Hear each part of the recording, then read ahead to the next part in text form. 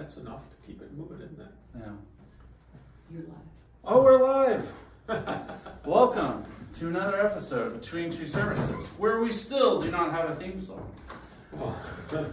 I am joined by the Right Reverend Mark Vancouvering, our bishop. Thank you, Bishop Mark. Good to be here. Almost a year ago, Bishop Mark was here when we first dedicated our new ministry lab, and I'm pleased to announce that finally all of the names of everyone that it is in memory of and in honor of have been installed.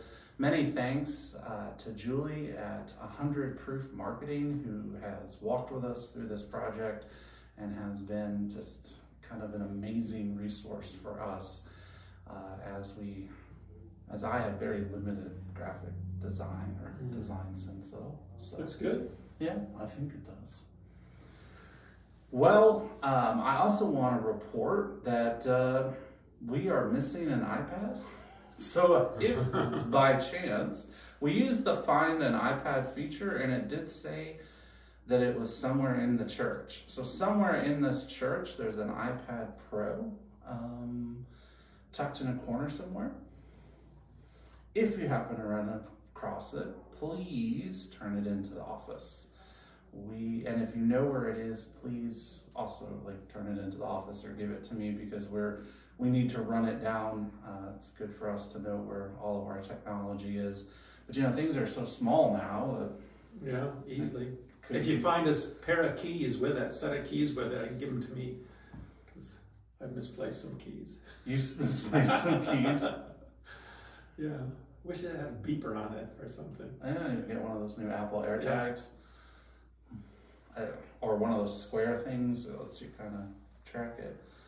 I don't know, I'm always missing keys, so that's always my universal sign that I'm overtired is I lose things. Yeah.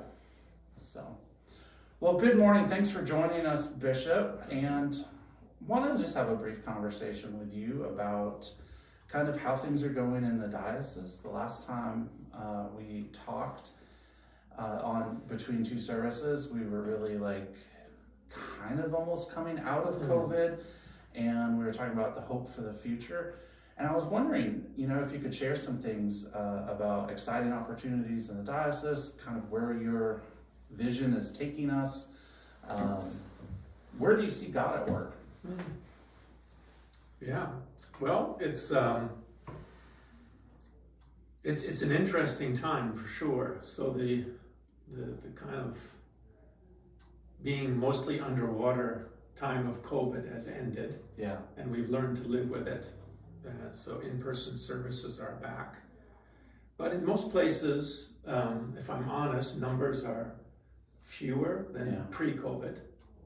There's a group of people that have not engaged in the same way, or habits have changed so that patterns of participation are not the same. Are different. So what a person who used to come weekly or every other week now, maybe less frequently.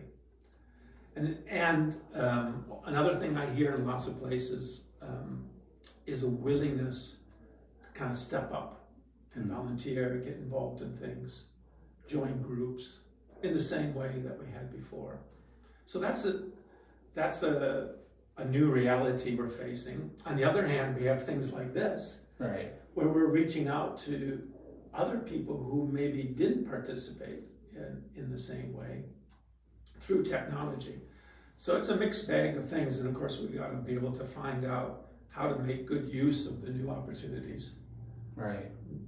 Be honest about the changes that have happened. I feel hopeful. We were talking about hope downstairs. I feel hopeful because I think anytime the church goes through a prolonged crisis like that, it does make you reevaluate what's important. And people choose where to put their priorities. Some have chosen to stay away. Yeah. And that's okay. But the folks who are here, the folks that are coming, they come because they want to. Right. And that's important. And I think that'll be healthy in the long term. I was seated officially. It was the big joke in the Episcopal Church that it took me 4 years to get a seat. Yeah. In the cathedral. And at that service, I said, we can't go back to the diocesan vision that we launched in 2019 as if nothing has happened. Right. The world's changed, and our life as church has changed. So we have to recognize that. I think the foundations are still solid, but the application of it needs to be looked at. And one of the things I'm most excited about is we're putting together a voluntary network of cohorts, faith communities that can start to dialogue together about different ministries and missions that they're doing, not directed from diocesan center, but just between yourselves, to have some mutual learning opportunities. Right. And sharing and encouraging. Try to figure out what works. Get some ideas going. Best practices, new ideas. Because I hear that every time I visit. Every time I come to a place, I hear something different, new, and exciting. And so why not share that around with each other? Right. See how we can teach each other and learn from each other. I'm wondering, so my fiance, Victoria, grew up in Utah, in an area, like, I guess pretty much all of Utah, predominantly Mormon. She's not Mormon herself. But like, we were driving through Lexington the other day, and she just looked around and she was like, there are just so many churches. Yeah. And I'm like, well, yeah, of course, there's fewer Mormon temples and way more churches. And that observation from someone from a different perspective has kind of, I've been sitting with that, and that is sort of, are we oversaturated with churches, or is there still a need to kind of raise up new faith communities, to do more evangelism, to start kind of new programs? Because I think the churches that exist, of course, are doing a lot of faithful and good ministry, but it seems also like the percentage of the population that isn't identifying as Christian ever grows. So that's something I wrestle with. I'd be interested to hear your thoughts. Well, two things come to mind. One is, I think the future is going to be less denominational, okay, and more ecumenical. That we have this relationship between the Lutheran Church and the Episcopal Church, which is really healthy and vibrant, and you're a great example of how that can work. But we're still separate institutions. Right. And when you start to look at communities on the ground, especially in smaller towns, away from urban centers, and you've got a Lutheran church, a Methodist church, an Episcopal church, and a Presbyterian church on the same corner, yeah, each with a dozen people, right, and struggling, surely the things that bring us together as Christians are greater than the things that keep us apart. And can we break through some of those cultural barriers that have kept us separate for the good of the gospel in that place? Right. I think that's a growing edge. And we started a conversation. So the Lutheran Church doesn't have many communities in Eastern Kentucky. We do not. So we started a conversation with the Presbyterian Church, the Transylvania Synod. And we discovered a dozen places where we each have small communities. Right. Some with pastors, some without. Some long-term supply or visitations. So how could we start to talk about being the church? Right. Together, not just in a mission project like feeding program, which has historically happened, but in a more holistic way. In the basic essential work of the church, the proclamation of the gospel, administration of the sacraments, community worship, care for souls. And you have an example here. I don't know it very well, but I've always, it's intriguing, the history of Walnut Hill, Yeah. right? Well, And I was there 2 weeks ago. sort of like this ecumenism has been going on Yeah. for an awfully long time and seems to still be working. So. And really well. I mean, it's been a wonderful example of fruitful ministry that broke all the rules, Yeah, but we accepted it. So, you don't want chaos. right. So there has to be some kind of order, but that's an example where permission produced fruit. Right. Versus kind of, yeah. Just drawing rigid lines and saying no. I think the key to Walnut Hill's success is that the people wanted it. Mm. And then the right leadership came along. So you need both those ingredients. Right. You cannot make this happen from above. A bishop can drive into a community and say, from now on, you two churches will work together. Right, it never works. No. It's like the bishop pulling into town and being like, "Hey, you're single, now you're married," right? Yeah. Like it. No.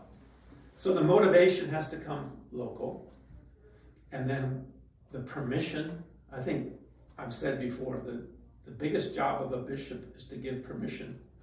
We got that on video now, people. And I said that at the clergy day when we were both bishops challenged us, and you guys have made really great progress with that, to look at our stories. Yeah. And racial reconciliation.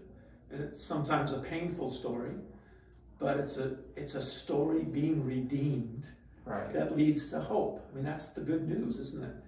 And so at that clergy day, I said,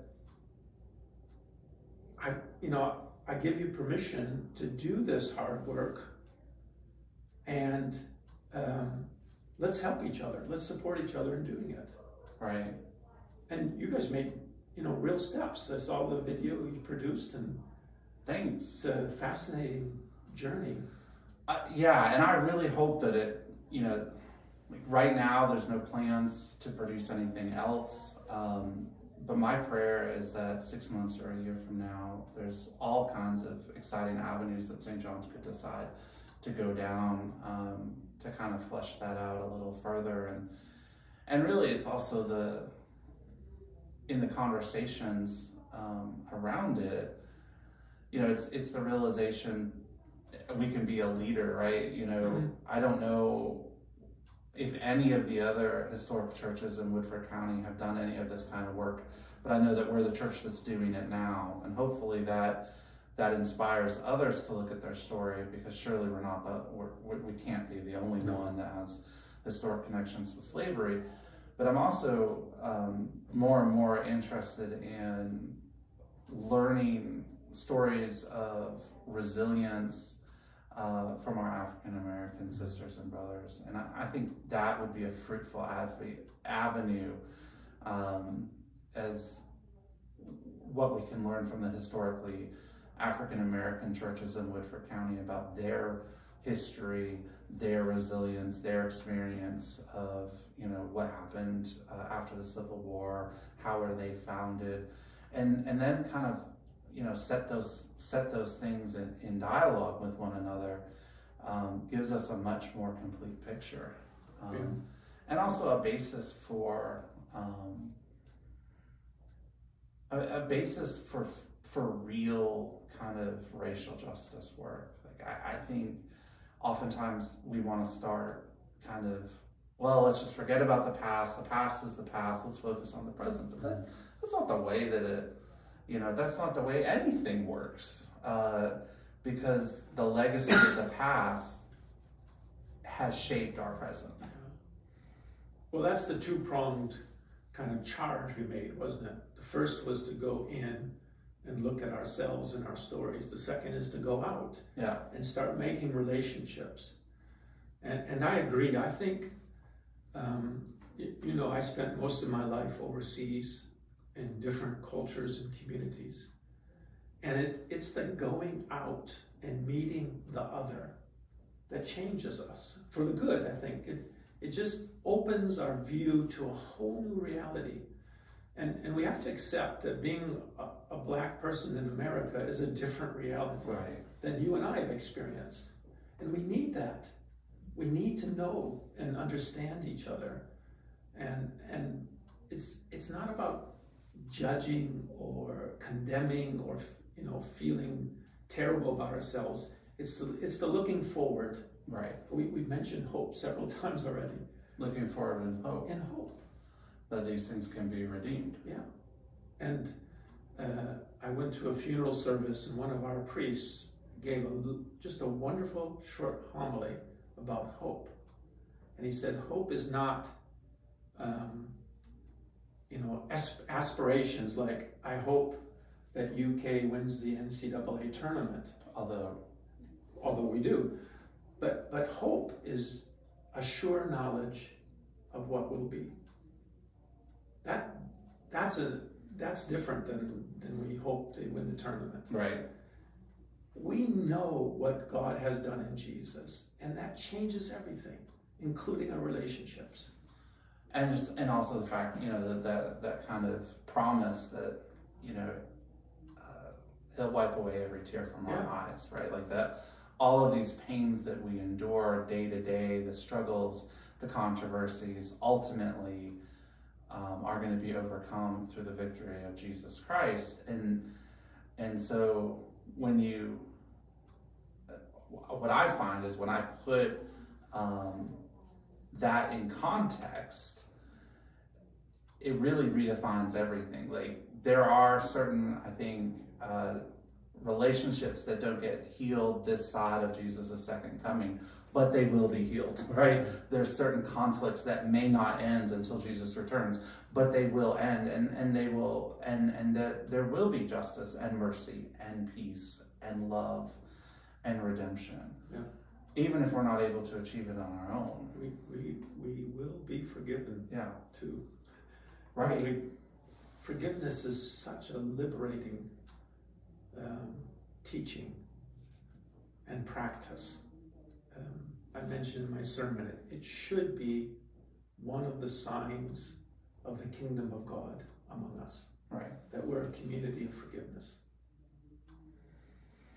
We need to practice it. It's hard. It's really hard. Yeah. I mean, we read these lessons so often, they wash over us. But I was just struck in today's lesson of Jesus hanging from a tree. Yeah. Bloodied and bruised and scoffed at and humiliated, beaten, naked before all the world. And Father, forgive them. Yeah. In that kind of pain. I mean, I know what I'm like when I'm hurting a little bit. And no retribution, right? No.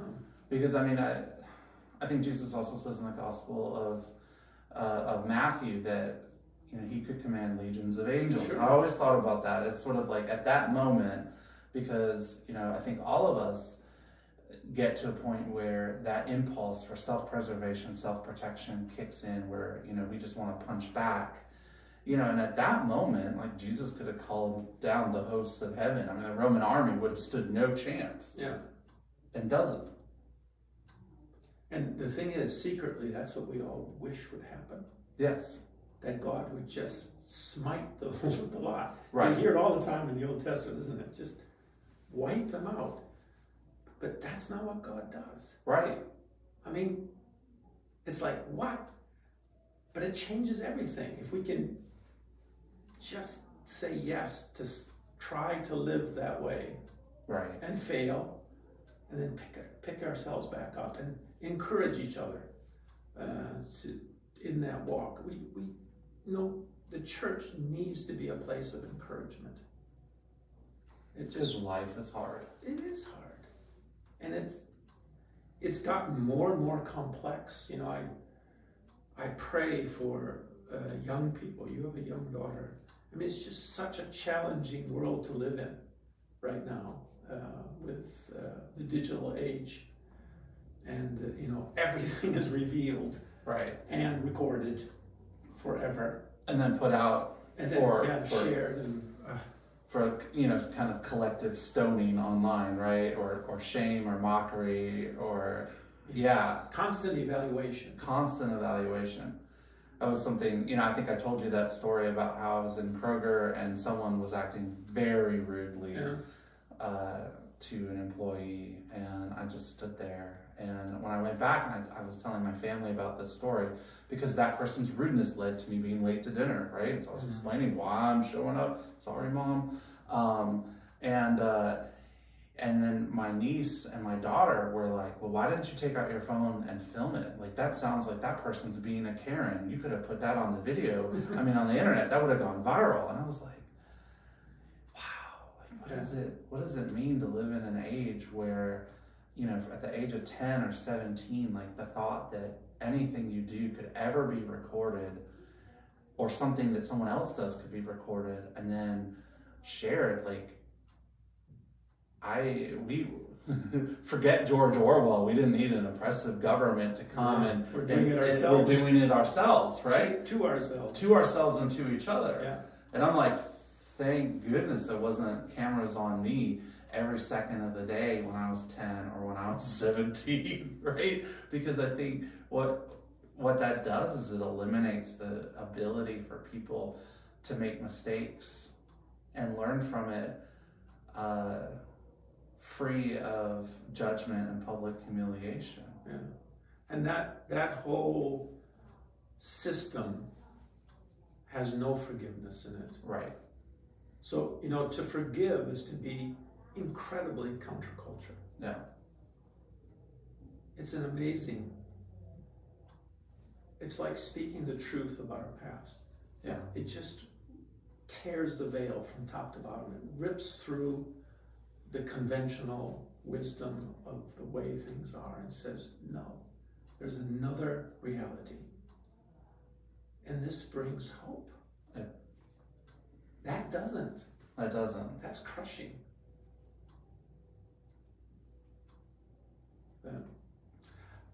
One other thing that came to mind as you were asking a question early on about evangelism and number of churches and things. I think another challenge for us all across mainline Christianity is to break out of our cultural bubble. Yeah.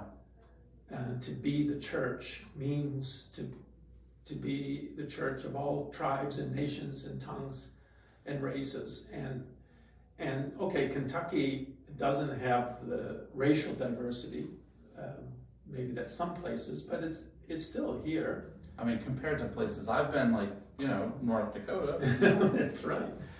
But there's all sorts of levels of diversity, economic diversity. I mean, I hear people speak with different accents depending on where we come from.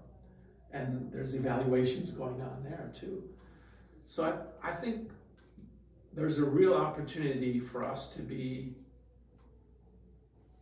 a church for all, that inclusion starts to mean more than the rather restrictive way we've thought about it. Important as that is, but it really means being open to all people, and that will bring change. That will bring change. And change is not always easy, but it can be life-giving. And it's constant. It is. Whether we like it or not, things change. And it's always been going on. I mean, I think that's always the piece to me, is when you look at the history of the church. Because, like, in the process of looking back at our historical records, I found, like, the vestry minutes where they abolished pew runs, right? Yeah. Like, I mean, there were major changes in the past and things that churches did, good for better and for worse, and also sometimes just for very odd from our point of view, like the idea of financing a church by renting the pews, right? Doesn't make sense, but it did at one time.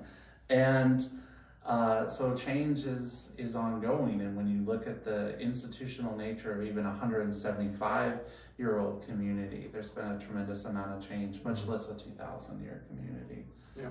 So, well, I appreciate the conversation this morning, Yeah, Bishop. Thanks Good to for have a chat. dropping by and seeing some of our progress and coming on Between Two Services again. My pleasure. Good to see you all.